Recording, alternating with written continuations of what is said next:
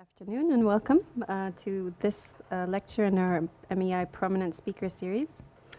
It's my pleasure today to introduce Professor Giacomo Luciani. Giacomo Luciani leads the Master of International Energy at the Paris School of International Affairs at Sciences Po. He is also an adjunct professor of interdisciplinary studies at the Graduate Institute of International and Development Studies in Geneva. From 2010 to 2013, he was a Princeton Global Scholar at the Woodrow Wilson School of Public and International Affairs and the Department of Near Eastern Studies at Princeton.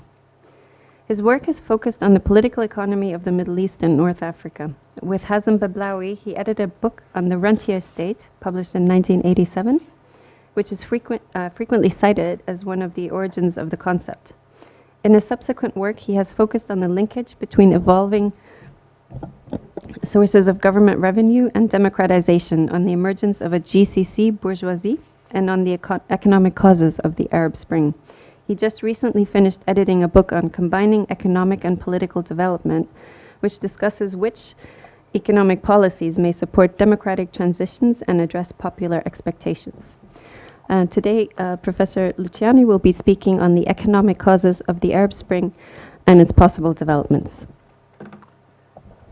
So, thank you. I will take this into my hands because I don't like to sit. I like to move around, so you will bear with me my restlessness. And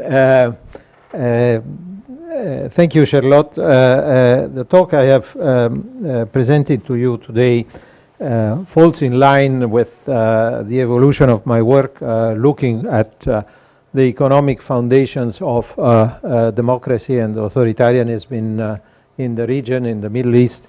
As Charlotte has mentioned, I have done some work on the rentier state, and that is an attempt to explain the longevity of regimes which otherwise would seem absolutely high historical patrimonial families owning the state in some of the prominent Gulf countries. How is it that they can maintain themselves in power? How is it that they are still there while most of the other monarchies in the region have been wiped out?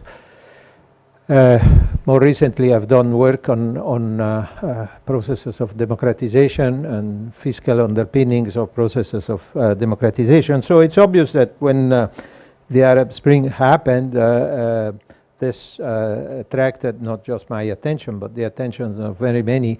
It was such an unexpected event in many ways. It was not predicted in the way it took place by anybody.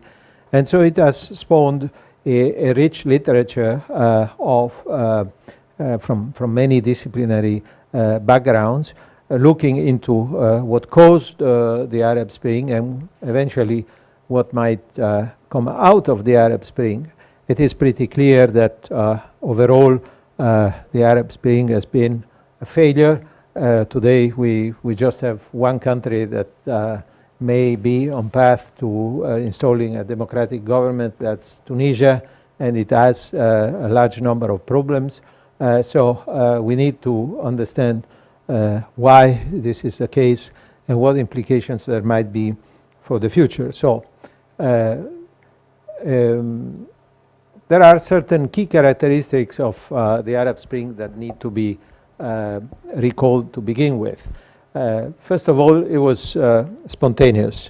It was a spontaneous series of events which were not planned and were not organized or linked organizationally by any force that sort of overlooked or coordinated. It just was a series of eruptions in quick succession. And that's the extraordinary thing, in several countries, okay? It spread very rapidly from one country to another, and that points to the fact that there must be a common underlying cause which was present in all the countries, and that we must identify. There must be some regional dynamics that brought about the happening of the Arab Spring, which otherwise you have imitation processes, but they are not as rapid as we saw in this case. Having said that, it is clear also that the phenomenon had multiple causes. I don't want to claim that economic causes have been more important than other aspects. It is clear that there is a longing in the region for personal freedom, for respect of human rights. So there are some non-economic causes that clearly are there. But I think it would be a mistake to overlook those economic causes that have been at play. At the same time, we have to recognize, and this is part of the problem, maybe that economic forces did not have a strong influence. When I speak of economic forces, it's not something in which trade unions have played an important role. They did play an important role in Tunisia. That's perhaps one reason why Tunisia has managed to be an exception, because there was a non-politically defined force at play, which very much operated in favor of maintaining democracy and to some extent balanced the position of some of the parties at critical junctures. I have the impression that the role of trade unions has been much less important in Egypt, but I note that Joel Beining has been writing to the opposite and arguing that, in fact, trade unions have been very important in the preparation of, the way the Arab Spring played out in Egypt. Economic forces have been absent elsewhere. They did not play a role in Bahrain or Oman, the two Gulf countries that have experienced something like the Arab Spring. They have not played a role in Yemen. They have not played a role in Syria. So I think the absence of forces that are based on primarily on an economic characterization and agenda may be one of the reasons why democracy then has difficulty asserting itself. Having said that, if you look at the literature, if you read casually the several, because by now it's a fairly abundant literature, several books have been published, and most people will refer to a certain number of economic causes for the Arab Spring. They will say it has been coming at the end of a period of low growth or insufficient growth, and they point to the experience of cronyism and corruption in the Arab countries. They point to the fact that supposedly unemployment has been increasing, especially among the youth. And last point that is frequently mentioned is growing inequality, concentration of income and wealth, which runs against the tradition of relative egalitarian distribution of income in the region. What I will do, I will go through this list critically and show how some of these things are not true and others are partially true, and that leaves us with some non-explained questions. Growth, in fact, it's not at all true that the decade of from 2000 to 2010 was a period of slow growth. In many countries, growth was quite satisfactory. The statistic here is per capita GDP, so it takes into account the growth in population, and you see that in many countries per capita GDP increased quite significantly. You might say that in the case of Iran or Libya, this is just purely an effect of the oil boom and the increase in oil prices. Of course, these are numbers in constant US dollars. So from that point of view, the increase in prices should not be reflected here. But there was an increase in production. That has led to an increase in income. But as you can see, for example, in Tunisia, which is a country where everything started from, the increase in per capita income over the decade was quite remarkable, going from $7,000 to above $9,000 per person, which is a significant increase over a period of 10 years. So one cannot say that the record of GDP growth has been negative in the previous decade. Actually, the opposite is true in most cases. We speak of cronyism and corruption, and I have in the past written on this and argued that cronyism is a fixture not just of the Arab countries.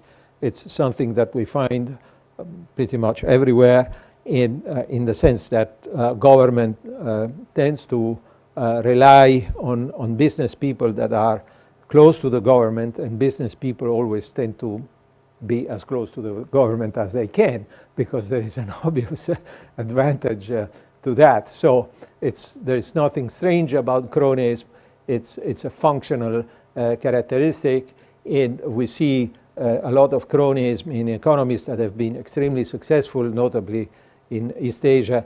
This is not certainly something that is foreign. Nevertheless, these economies have been successful, and I have argued that this is because not only you need cronies, but as a government you need to be able to choose the good cronies, people that will then deliver in terms of successful business enterprise, and not just pocket the benefits of the government favor and not deliver anything. And in that sense, in the Middle East, we have had a certain number of unsuccessful cronies. If you look at the business trajectory of many of Mubarak's cronies, for example, in Egypt, you find out that they have been fairly lousy entrepreneurs. They have not been able to very much profit from the opportunity that has been offered to them. In contrast, in other countries, you find some successful cronies. Having said that, I have to acknowledge, on the basis of recent evidence, this comes from the World Bank, that in some situation, especially that has been the case of Tunisia and to some extent Egypt, the weight of cronies has been truly suffocating of all other entrepreneurial spirits in the economy. And basically it had a role of shutting out whoever had the intention of starting a new business, including fairly small businesses. So here we read that less than 1% of all jobs, they account for less than 1% of all jobs, these companies. Nevertheless, these firms confiscated to Ben Ali's extended family account for 3.2% of all private sector output and a striking 21% of all net private sector profits. So you have a distribution that is extremely skewed, whereby Ben Ali and his family, a few dozen people as a total, were able of 114 entrepreneurs were able to appropriate the vast share of the total profits generated in the economy, while generating a ridiculous amount of employment, and therefore not playing any useful role in terms of what the government was trying to achieve. And in terms of corruption, which again I think is a fairly universal phenomenon, and it's a question of more or less, but we have it everywhere. I quote from Jeff Nugent that has been working on this and has found that about 20 years ago, corruption was less serious in MENA than in most other regions of the developing world. And now, on the other hand, corruption has been on the rise, and in some respects, MENA seems to stand out for having more corruption than other regions of developing countries. Normally, when we speak of corruption, we don't identify MENA countries as being amongst the most corrupt. We think rather of certain countries in sub-Saharan Africa. Well, I let you look at the quote from Prime Minister Cameron of the day of yesterday, okay? With respect to unemployment, it is not true that unemployment worsened. The statistics do not support that conclusion. Statistics about unemployment are always tricky because governments, first of all, lie frequently when the numbers are not too convenient for them, and then we know that statistical services in some of these countries are directly subordinate to political power. In Egypt, cap mass is directly related to the office of the president. So if they have some bad news, they simply cover it up. So that's one possibility. But what is more importantly is that certainly when it comes to youth unemployment, the numbers are quite staggering. We have, as you can see, numbers into certainly double digits and around 20% or more, 30% in the case of Jordan, and a bit less in the case of Libya. And when it comes to female unemployment, youth unemployment, numbers are in excess of 50% in some cases. So that justifies the fact that the youth in these countries feels especially desperate and does not frequently have a perspective of improving their lot or being able to establish their life doing things like, marrying, setting up a family and things like that, because they don't have a decent job. When it comes to income inequality, it's quite interesting. We have some very different perspectives, okay? The World Bank, for example, finds that income inequality has not been doing all that badly in the region. They say, for example, that the Gini coefficient went from 36.1% in 2000 to 30% in 2009, so a significant improvement in the sense of egalitarianism.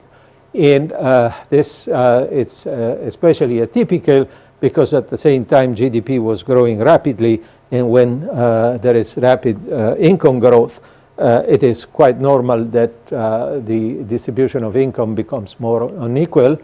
And in the case of Egypt, they speak of growth rates that have been quite significant, above 5%, and peaks of over 7%. And so by 2009, having an inequality, a Gini coefficient of 30% is a very low figure by regional and international standards. So it is something that would confirm the characteristic of the Middle East as having a relatively egalitarian income distribution, certainly when compared to China or Latin America or Brazil. These are countries where income is much more skewed than in the Middle East. But there is a different perspective, and here I refer to an article that Alvaredo and Piketty have written for the Economics Research Forum in Cairo, where they argue two things. First of all, that In fact, inequality was concentrated in the top 1%. This is something that Piketty repeats frequently, and it is typical that the income of the top 1% is underestimated because statistical services do not have the information which would be necessary in order to correctly estimate the top 1%. They may rely, in places where income taxes are serious, they may rely on income taxes, but first of all, income taxes are not serious in the region, and secondly, people manage to hide their income, and so that's one element. Top 1% in the case of Egypt is a group of 800,000 people. Okay, and so basically, what this tells us is that yes, there has been growth, but it's only those 800,000 people basically that benefited out of it, and they managed to distance themselves from the rest of the 80 plus million inhabitants of Egypt, and whose lot has not improved at all. Second important thing that they point to is that, in fact, we should measure inequality not at the level of the individual country, but at the level of the region. In other words, at the level of the Middle East as a whole. And when you look at it from the level of the Middle East as a whole, due to the oil boom in large measure, the inequality of income has grown tremendously, with places like Qatar having a per capita income of the order of $100,000, and other places having per capita incomes of the order of 1,000. So they say the following, that according to our benchmark estimates, the share of total Middle East income accruing to the top 10% income receivers is currently 55%, which is much more. 55% for the top 10% is really quite skewed, which compares to 48% in the United States, which is not an egalitarian country, 36% in Western Europe, 54% in South Africa. So if we, under certain assumptions, which they regard as plausible, and I agree with them, the top 10% income share should be well over 60%. And the top 1%, this is even more impressive, the top 1% might exceed 25% of total income. So more than a quarter of total income actually accrues to 1% of the population. And that's way more than what you see in other control cases, okay? So popular discontent might reflect the fact that perceptions about inequality are determined by regional inequality and not only by national inequality. So people compare their lot to the situation not just in their immediate neighborhood, not just in their country, but also to what they see on TV every day. And what they see on TV every day is Dubai, is the extraordinary riches and successes of sometimes pretended, but certainly widely advertised of the major oil exporter. So we have to say, if we look for a phenomenon that is underpinning these revolts and has a regional character, we may point to the oil price cycle. The high oil price cycle for 10 years from 2004 to 2014 certainly has had the effect of exacerbating income inequalities, and it has done so at different levels. It has exacerbated income inequalities within the oil exporting countries, so this is not something that has been indifferent, so to speak, for the major oil exporter. It has exacerbated distances between the oil exporters and the rest of the region, so the non-oil exporters, and has exacerbated distances within non-oil exporting countries.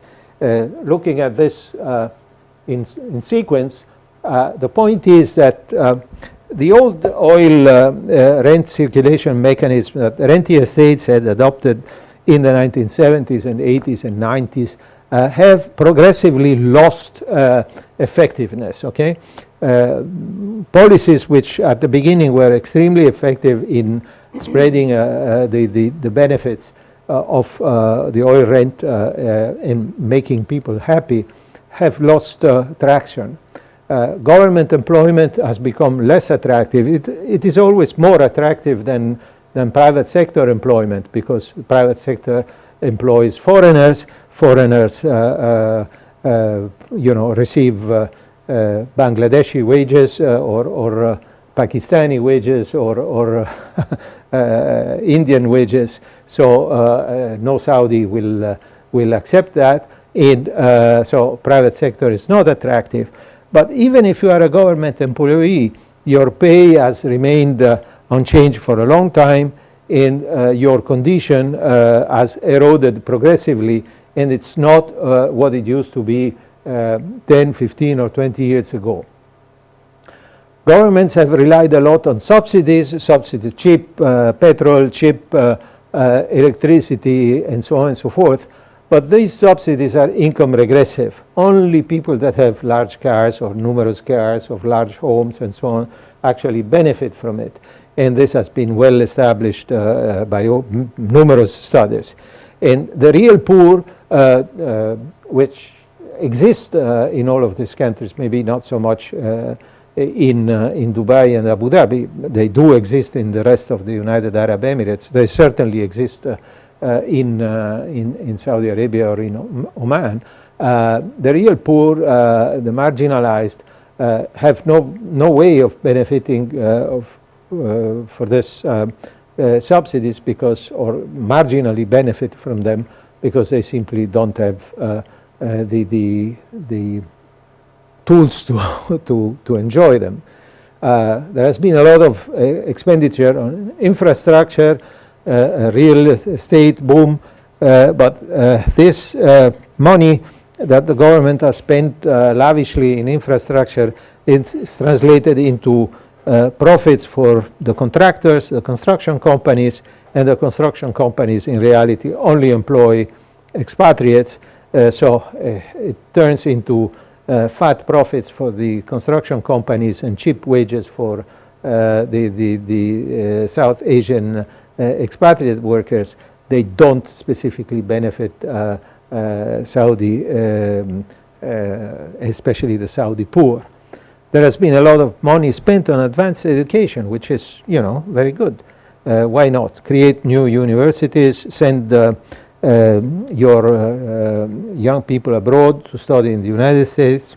I think the number of Saudis studying in the United States has passed the 100,000 marks, but they still remain a minority in terms of the global population, and it's not clear that they get what they are promised. The quality of education in some of the new universities is not really remarkable, and many that are sent abroad actually never finish, never succeed in finishing their degrees, and therefore they don't have much of a future. By and large, policies to address poverty among nationals have not been successful, and so there has been a persistent problems, which has been acknowledged, including at some point there was a famous visit by King Abdullah in one of the poorer parts of Riyadh, and they know that this exists, but they don't know what to do about it.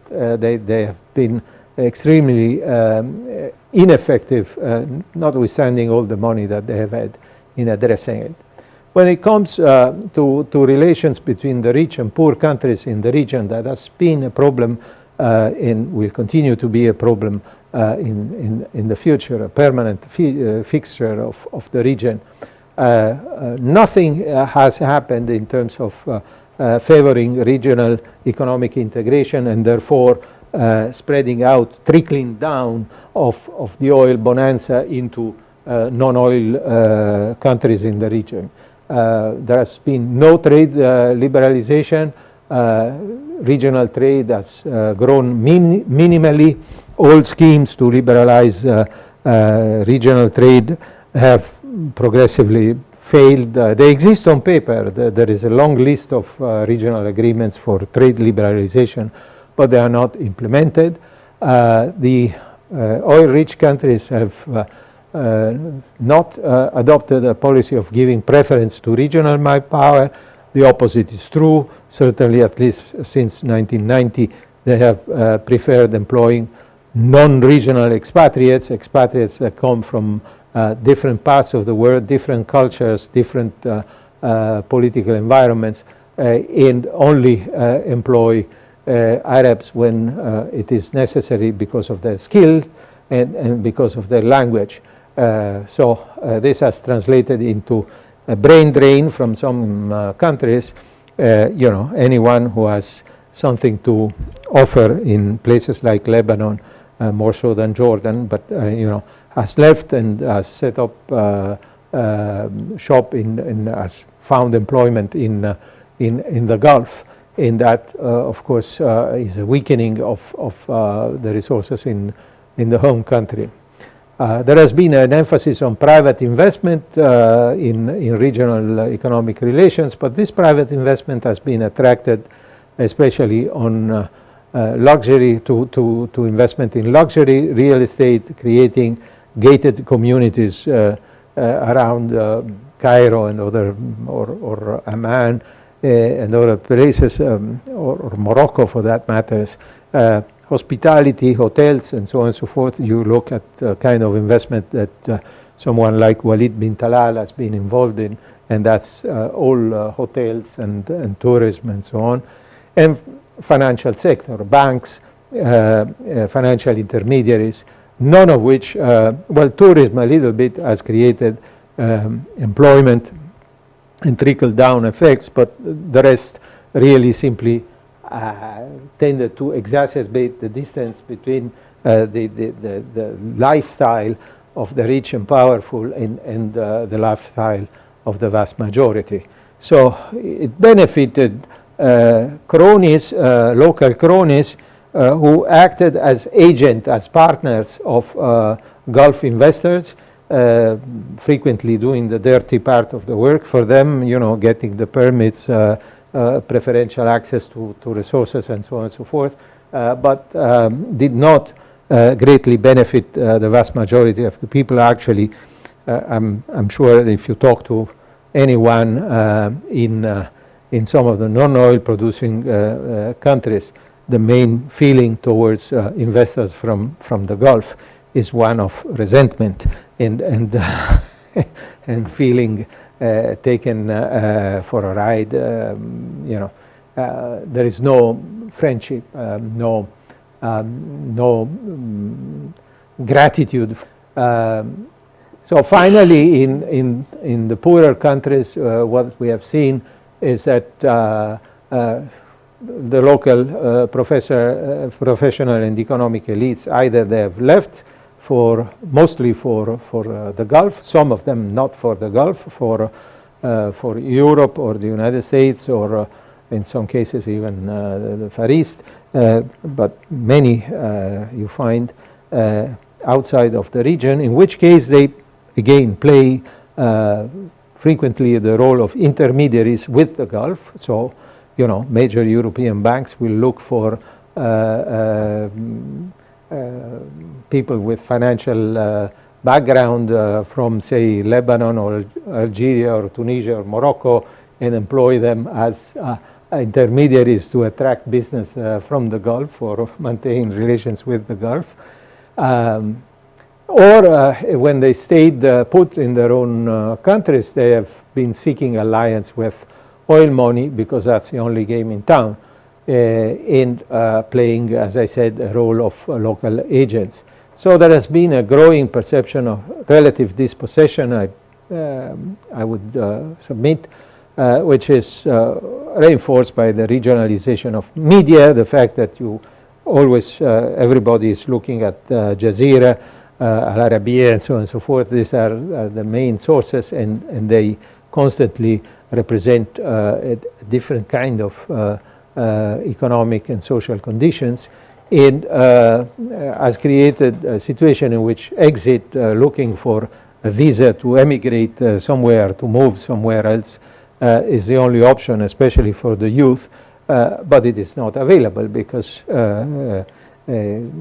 all industrial countries have increasingly been closed and not available, not open to immigration from the region. Can we say that the situation will improve now that prices have collapsed? If it is true that high oil prices have not led to any beneficial effect in the region, have not had a pacifying effect, actually the opposite, have led to a exacerbation of tensions, political and otherwise, and discontent in the region. Can we say that now that prices are low, in my opinion, will remain low for a while, the situation might improve? It is a fact that low oil prices have already precipitated some reform. There is a process of revisiting and changing and modernizing the tools of circulation of the oil rent. Subsidies have been cut, and that has not yet allowed the creation of alternative ways of circulating the rent, but subsidies have been cut.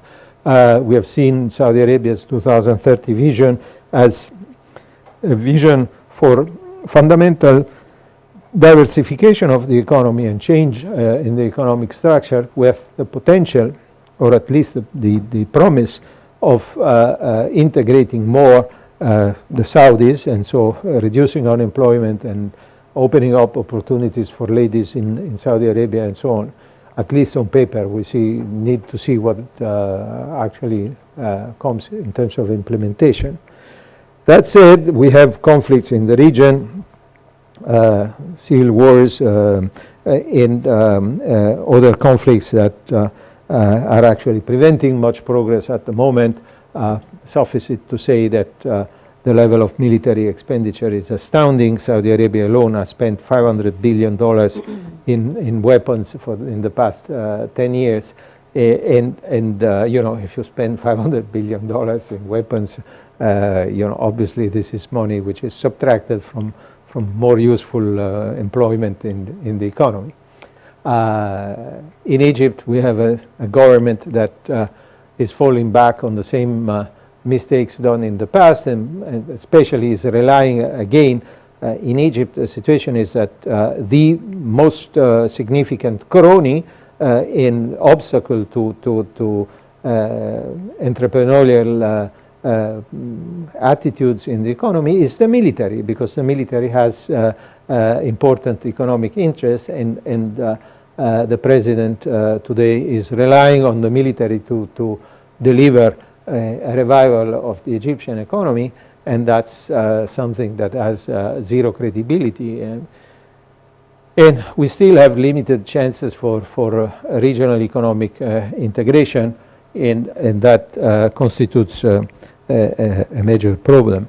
I believe that in the absence of a serious strategy for regional economic integration, it is almost impossible to achieve positive outcomes, especially in the non-oil producing countries.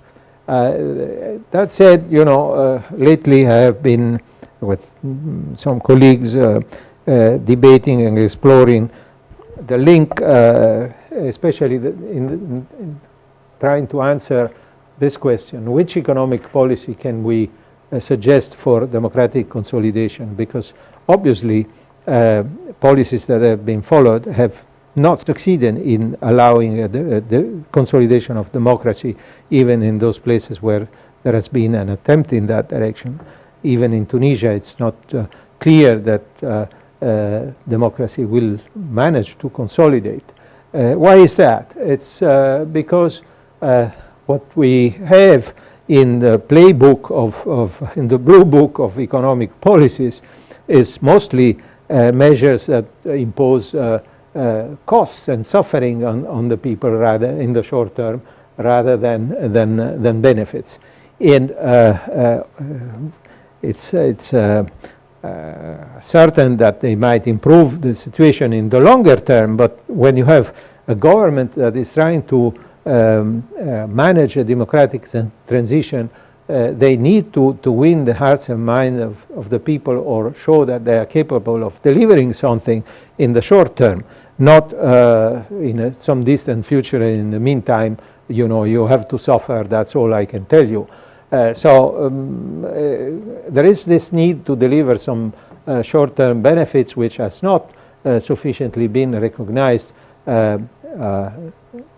including by the international community. I think the international community, at least the democratic countries, if they have an interest in supporting transitions to democracy, they should be ready to create mechanisms whereby newly established democratic regimes are facilitated in their task and are somehow allowed to engage in you know, some populism. A degree of sensible populism may work, because you need to engage in policies that distribute immediate benefits.